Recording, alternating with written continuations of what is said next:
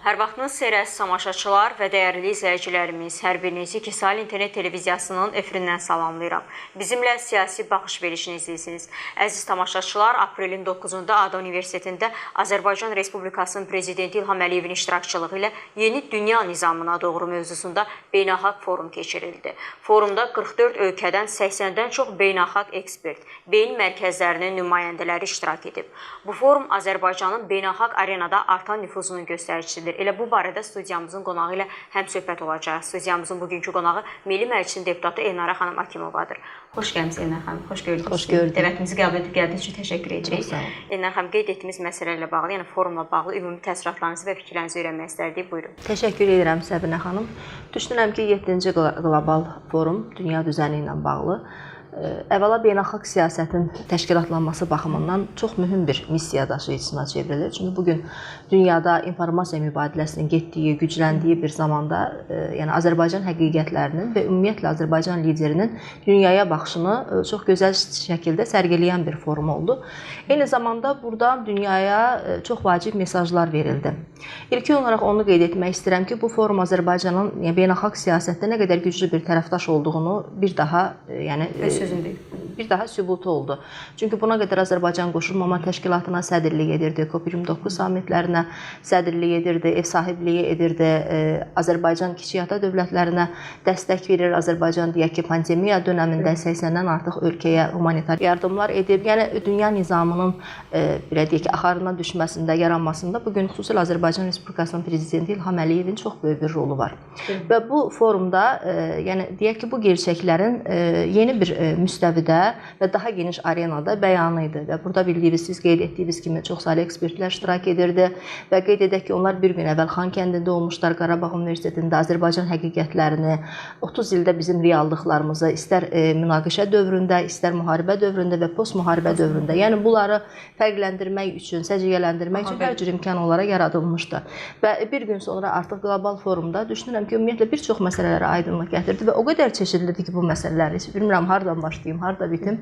Amma daha çox məni orada doğrudan da maraqlandıran Cənubi Qafqazla bağlı Respublika Prezidentinin çıxışları idi. Çox sərt həqiqətləri uca səslə bəyan etməsi idi. Bilir ki, Cənubi Qafqaz hər bir zaman bir bölgədə bir təhdid predmetinə çevrilən bir region olub. Və Prezident də çox gözəl bir vurğuladı ki, Cənubi Qafqazın inteqrasiya olunmuş regiona çevrilməsinə Ermənistanın Azərbaycana qarşı o irəli sürdüyü Böyük Ermənistan xülyası hər zaman mane olub. Və əgər olmasaydı, təbii ki, bugün Cənubi Qafqazın yeri ümumiyyətlə dünya siyasətində yeri inkişaf etmiş ölkə baxımından, inteqrasiya olunmuş bir region baxımından tamam bir əlahiddə bir məzmun kəsb edərdi. Amma təbii ki, bundan sonra necə olacaq? Bu təbii ki, Ermənistanın Azərbaycana qarşı artıq münasibətindən asılı olacaq, sülh prosesinə nə dərəcədə doğru yanaşmasından asılı olacaq, Azərbaycan tələblərinin nə dərəcədə həyata keçirilməsinə razılaşmasından asılı olacaq. Yəni eyni zamanda orada bir məsələ də vurğulandı ki, artıq dünya dövlətləri, Avropa Şurası, Avropa İttifaqı, komissiyalar gözlərindəki çəhrayı eynəkləri götürsünlər və Azərbaycana öz həqiqətləri prizmasından, yəni doğru obyektiv prizmalar nöqteyi nəzərindən baxmağı bacarsınlar. Yəni bu doğrudan da çox mühüm bir səciyyə daşıyan bir forum idi. Elnarə xanım, Ermənistanla bağlı bir sualım olacaq. Lakin o suala keçməzdən və belə bir sual ünvanlamaq istəyirəm. Cənab Prezident forumda çıxışı zamanı beynəlxalq sistemin ikili standartlarla idarə olunduğunu və ədalətli nizamın qorunmasının vacibliyini vurğulayıb. Sizcə Azərbaycan bu yeni dünya nizamına öz milli maraqlarını necə qoruyub irəli apara bilər? Bu barədə nə demək istərdiniz? Azərbaycanın elə əlahidəliyi odur ki, o milli maraqlarını qorumaq yönündə siyasətini qurub. Baxın, bundan əvvəl də prezident müsahibəsində, yəni Almaniya prezidenti gələndən sonra mətbuata verdiyi açıqlamada bildirdi ki, biz də digərləri kimi başqa ölkələrin kölgəsinə, yardımına sığına bilərdi. Amma bu təbii ki, yəni reallıqları bilirik ki, bu hər bir zaman yəni qarşılıqlı bir mübadiləyə əsaslanır. Yəni mən sənə sığınıramsa, sən mənim tələblərimə cavab verməlisən və ölkə olaraq kiməsə sığınmaq artıq milli maraqlarını itirmək deməkdir. Müstəqil siyasət yürütməmək deməkdir. Və bu gün nə xoşbəxtdir ki, doğrudan da bir xalq olaraq Dövlət Partisi Azərbaycan xalqının milli maraqlarını, milli məfkurəvi yöndə istiqamətlərini qorumaq üçün məhz belə bir, yəni elə bir yolu intixab edib ki, yəni bu yolda artıq Azərbaycanın özünün həqiqətlərinin qorunması var, milli maraqlarının qorunması var, milli ideyanın uca tutulması var, milli kimliyimizin biz illərdir, mən deyərdim ki, ümummilli lider Heydər Əliyev bizdə Azərbaycançılıq kitabının ən gözəl səhifələrini yazdı və bu gün də bizim siyasətimizdə mənə elə gəlir ki, ən böyük güclü tərəfi odur ki, o məhz həmin o kitabın o güclü yazılmış səhifələrinə istinadən bu gün milli məfkurənin qorunması bu tamamilə ayrı bir söhbətin mövzusudur. İnşallah ki, növbəti ayda prezidentin doğum günü gəlir. Yəni bu gün də geniş təbii ki danışılacaq. Yəni bu gün həm də Azərbaycan o dəyərləri əlində bir bayrağa çevirərək, irəli sürərək bu ideyaların ətrafında toplaşmağı və Azərbaycanın milli maraqlarını qorumağı bacarır. Cənab prezidentin müharibədən sonraki vəziyyətin necə inkişaf edəcəyini Ermənistandan belə desə asılı olduğunu qeyd edib. Ermənistan mövqeyini siz ümumiyyətlə necə dəyərləndirirsiniz və necə baxırsınız? Bu barədə nə demək istərdiniz? Ermənistanın bugün doğrudan da artıq izolyasiya olunmuş bir reallığı, yəni bütün dünyaya məlumdur və bundan artıq qaçışın da olmamağı ən böyük reallıqlarımızdan biridir. Bunu mən deyərdim ki, bəlkə də dünyada ağıllı olan bütün dövlət başçıları görür, dəyərləndirir, bircə özlərindən başqa. Çünki özlərinin etnik, milli, şovinist meyillərindən bir qədər kənarlarsa, təkcə siyasət baxımından deyil, dünya erməni ictimaiyyəti belə hətta bu şeylə hələ razılaşa bilmirlər. Yəni Azərbaycanın bugün o çaldığı zəfər, irəli sürdüyü o tələblər ki var, bugün onların bu reallıq, bunu real şəkildə dəyərləndirməkdən başqa çarələri yoxdur.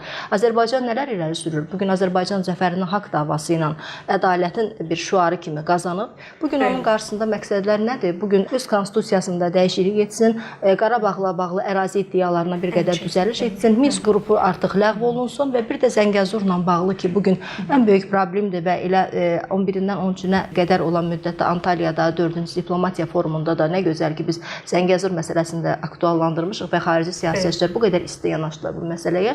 Yəni bugün bu məsələlərin həllinə cavab vermək, yəni Ermənistanın üzərinə düşən bir missiyadır. Amma çox təəssüf ki, onlar bunu hər zaman olduğu kimi, tam militarist bir mövqedən yanaşırlar, şovinist bir mövqedən və təbii ki, onlara dəstək verənlər də var. Deyək ki, hər zaman insan haqlarından bəhs edən Fransa kimi bir dövlət gedib onun arxasında dayanır. Yaxud digər dövlətlər müəyyən qətnamələrlə, sanksiyalarla Azərbaycana qarşı çıxışlar edir. Əvəzində, Ermənistanı bu çirkin davadan çəkindirmək əvəzinə onlara deyək ki, artıq məğlub olmuş bir ölkənin hərbi militariyasına bir dəstək verirlər. Biz məsələ ilə bağlı Ermənistan cari vəziyyətdə Azərbaycana qarşı sərgilədiyi mövqe və Fransa və həmçinin digər Avropa ölkələri tərəfində Ermənistanın bir əlatı kimi istifadə edirlər. Həmçinin Azərbaycana qarşı silahlanma. Bəs bu barədə nə demək? Cənubi Qafqaza qarşı. Cənubi Qafqaz bilirsiniz niyə görə bunu prezidentə vurğuladı? Hər zaman onların əlində bir xaos üçün bir region olub. Yəni nə vaxtsa bir deyək ki, böyük bir xaos regionda bir xaos mühiti yaratmaq istədir. O zaman Cənubi Qafqazdan onlar istifadə edirlər və deyək ki, orada fikir verirsiniz, bu gün Ermənistanın Azərbaycana, Türkiyəyə qarşı ərazi iddiaları ilə çıxış edir. Və bu gün də onlar çox təəssüf ki, onlara silah daşınır, silah dəstəyi verilir. Amma bu təkcə axı bu bölgəni təhdid altında saxlamaq demək deyil. Bu Azərbaycana qarşı bir təbii ki təhdiddirsə, bu eyni zamanda dünyanı bürüyən, bütün ölkəyə, dünyaya sirayət edən bir zorakılıq faktorudur, bir terror faktorudur və bəşəriyyət mənə elə gəlir ki, bugün artıq 3-cü minilliyin epoxasında artıq biz 25-ci ilini yaşayırıq 3-cü minilliyin və bu qədər belə deyək ki, texnologiya sivilizasiyanın inkişaf etdiyi, yəni sivil bir dəyərlərdən süni intellektin inkişaf etdiyi bir dönəmdə biz hələ də müharibələrlə uğraşırıq. Qan, göz yaşı, xaos, daha çox bunlara sürüklənirik və bu təbii ki, burada artıq bütün o dünya liderləri ki, xalqlarının maraqlarını qoruyur və daha çox bu maraqlar ətrafında siyasətlərini qurmağı düşünürlər. Onlar təbii ki, hər bir zaman harmoniyanın, sülhün yanındadılar. Necə ki, Azərbaycan Respublikasının prezidenti elə deyək ki, Şanxay sammitində, deyək ki, Ərəblər üçün liqasında, deyək ki, Davos sammitində dönə-dönə, yəni bütün forumlarda sülhə çağırış edir, harmoniya yaratmağa çağırış edir və Azərbaycan siyasətinin hər zaman belə dostluqlara, belə çağırışlara açıq olduğunu vurğulayır. Fransa və digər Avropa ölkələri Ermənistanın yanındadırlar və belə görünür ki, daha da olacaqlar. Sizcə bu ümumi sülh prosesinin ümumi inkişafı üçün necə təsir göstərə bilər? Yəni hansı nəticələrə səbəb ola bilər? Bu çox, mən deyərdim ki, neqativ bir haldır. Mən qeyd elədiyim kimi, mənə elə gəlir ki, bugün dünya liderləri kifayət qədər buna çox ciddi yanaşmalıdırlar, bilirsiniz. Yəni artıq bu qədər forumlar keçirilir. Mənə elə gəlir ki, bu forumların ən üstün tərəfi odur ki, liderlər ailələri bir araya toplasın və artıq onlar dünyadan bir xilas yolunu fikirləşsinlər. Baxın, bundan əvvəl pandemiya təhlükəsi var idi dünya ilə bağlı. O zaman Azərbaycan Respublikasının prezidenti hansı yolu seçdi? O deyək ki, Kanada bütün o peyvəndləri alıb vaksin militariyasını yaratmaq istəyəndə, millətçiliyi yaratmaq istəyəndə Azərbaycan Respublikasının prezidenti tamam başqa bir yol tutdu və o zaman yəni buna imkanı olmayan dövlətlərə dəstək etmək üçün, yəni 80 dövlətə humanitar yardım etmək bu o zaman çox böyük bir proses idi və eyni zamanda dünyanın xilası üçün, yəni bu əslində zamanla bu gerçəklər daha bir böyük bir həqiqət kimi ortaya qoyulacaq ki, yəni pandemiya kimi bir təhlükədən şükürlər olsun ki, biz yəni az bir itki ilə qurtula bildik və nə xoş ki, Respublika prezidenti də yəni çox mühüm bir addımlar atdı bu yöndə, yəni ölkəsini bu təhlükədən qorumaq üçün. Mən bunu elə eyni bu civarda qəbul edirik. Yəni biri var ki, insanları necə deyim, zəhərli maddələrlə, müəyyən xəstəliklərlə çökdürmək, həyatına son qoymaq. Digər tərəfdən də müharibələrlə, xaosa sürükləməklə, terrora əl atmaqla. Yəni biz 200 ildir bundan əziyyət çəkirik və bəlkə də bizim qədər bu ağrını yaşayan ikinci bir millət ola bilməz ki, biz zaman-zaman soyqırımlarla, qətillərlə, gizli və aşkar qətliamlarla biz Azərbaycan xalqının başına gətirilən bu cür yəni cinayətlərin bəli şahidi olmuşuq, yaşamışıq. Və böyük qayıdış prosesi ilə bağlı nə demək istərdiniz? Bu gün böyük qayıdış prosesi, yəni ölkəmizin ən qürurverici faktorlarından biridir. Yəni biz Qarabağı geri almışıq və orada deyək ki, Ağdamda, Şuşada, Laçında, Zəngilanda, Füzulidə, yəni bütün bərpa quruculuq işləri gedir. Hətta mən simvolik olaraq hər zaman bu məqamı deyirəm ki, biz noyabrın 8-də artıq kapitulyasiya aktına imza atılanda və Şuşanın geri alınması ilə bağlı bir o zəfər bəyan olunanda prezident ondan bir ay sonra Şuşada Vaqif məqbərəsinin qarşısında dayandı. Dedi ki, artıq bu andan etibarən Şuşada bərpa quruculuq işləri başlamalıdır. Bu ümumiyyətlə Qarabağın artıq yeni bir dönəmə adlanması ilə bağlı mənə elə gəlir ki, böyük bir maarifçi, böyük bir mədəni bir mesaj idi ki, biz artıq yəni viran olunmuş, vandalizmə məruz qalmış, dağıdılmış yurd yerlərimizi eşqimizin, maarifçilik amallarımızın, milli ideyalarımızın vəhdəti ilə birlikdə yenidən qururduq, yaradırdıq və bugün bu proseslər mən deyərdim ki, ən pik nöqtəsini yaşayır bütün azad olunmuş regionlarımızda, müxtəlif istiqamətlərdə, istər məscidlərin tikintisi bərpa olunması, istər mədəniyyət ocaqlarımızın tikintisi, istər məcburi qaçqın köçkünlərimizin yenidən ora qayıtması üçün yaşayış binalarımızın tikintisi, otellərin tikintisi, yəni hər çoxyönlü istiqamətlərdə bərpa quruculuq işləri həyata keçirilir və mənə elə gəlir ki, bu inşallah ki, Zəngəzurda olan quruculuq işləri ilə həm pik nöqtəsinə çatacaq, həm də ki, ən böyük sevinci biz elə o qurtuluşla birlikdə yaşayacağıq. Eynər xanım, siz özünüz azad olmuş ərazilərə ilk dəfə ayaq basanda nə hiss etdiniz? Hansı duyğular keçirdiniz? O qədər geniş, o qədər mən təşəkkür edirəm bu suala görə. Deməli 2020-ci ildə biz zəfəri qazandıq. 2021-ci ildə ilk dəfə Vaqif Poeziya günləri keçiriləndə mən Mədəniyyət Nazirliyi tərəfindən ora dəvət almışdım və bilmirəm, yəni çox o hissləri mən müəyyən təəssüratlarımı yazmışam da, yəni amma dilə gəlməyən sözlərdir. Ruslarda bir yazıçının bir sözü vardı, "Потерянное слово", yəni dil tutulması. Mən o dil tutulmasını orada yaşadım. Sadəcə duyğular yaşamaq. Bəli, bir də keçən il də mən ora getdim Səbinə xanım. 2024-cü ildə gedəndə də 3-cü dəfə gedirdim mən deməli Vaqif 3-cü dəfə mən keçən il mən ora getdim. Deməli Şuşa bəyannaməsinin imzalanmasının ildönümü idi, 4-cü ildönümü Yeni Azərbaycan Partiyasının idarə heyəti ilə bir yerdə. Mən hər dəfə deməli maşın sıldırım qayalara, Şuşa yazılan yerə yaxınlaşanda mən həminki kövrək anları yaşadım və mənə elə gəlir ki, mən nə zaman Şuşaya, məhz o əraziyə yaxınlaşsam, hər zaman məndə həm dil tutulması baş verəcək, həm kövrəlmə baş verəcək. Çünki o artıq bir romandır. O sıldırım qayaların, Şuşanın geri alınması bir tarix kimi səhifələnir, bir kitab kimi səhifələnir insanın göz önündə. Allah şəhidlərimizə rəhmət eləsin. Bəli, Allah sadəcə bizim o torpaqlarımızı geri qaytaran qəhrəman oğullarımıza rəhmət eləsin.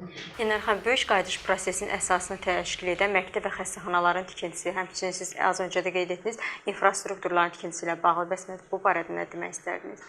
Bu çox vacib bir, mənə elə gəlir ki, qayıdış prosesinin mühüm tərkib hissələrindən biridir. Çünki təbii ki, orada insanlar yaşayırsa, infrastrukturla bağlı bütün proseslər, bütün problemlər həllini tapmalıdır. Çünki insanlar orada artıq yəni daimi olaraq məskunlaşacaqlar və təbii ki, onların xəstəxana məsələləri, məktəb məsələləri, təhsil məsələləri öz əksini tapmalıdır. Bu yaxınlarda biz Elm və Təhsil Komitəsində bildiniz ki, çox geniş müzakirə olundu peşə məktəbləri ilə bağlı və 3 il ərzində peşə məktəblərinin, yəni ora qayıdan insanlar 3 il ərzində, yəni ödənişdən məhrum olaraq orada, yəni təhsil haqqı alacaqlar. Mənə elə gəlir ki, peşə təhsilinin də mühüm əhəmiyyəti var ki, həm orada qayıdan insanlar müəyyən iş bacarığına sahib olacaqlar, həm də onları müəyyən deyək ki, işlərdə işlədərək, bəli, həm də təcrübə olaraq da, praktik olaraq da həyata keçirəcəklər ki, bu da elə geri qaytarılan regionlarımızda həm inkişafa böyük bir stimul olacaq, həm də insanların minimal yaşayış səviyyəsinə dəstəklənmək baxımından bəli, çox böyük bir stimul verəcək. Çox sağ olun Elnur xanım, fikirlərinizi bölüşdüyünüz üçün təşəkkür edirik. Sağ olun, mən təşəkkür edirəm. Belə əziz tamaşaçılar və dəyərli izləyicilərimiz, bugünkü verilişimizin sonuna gəldik. Nəzərinizə çatdırmaq istərdim ki, studiyamızın bugünkü qonağı Milli Məclisin deputatı Elnur xanım Akimova idi. Gələn görüşlərə dək.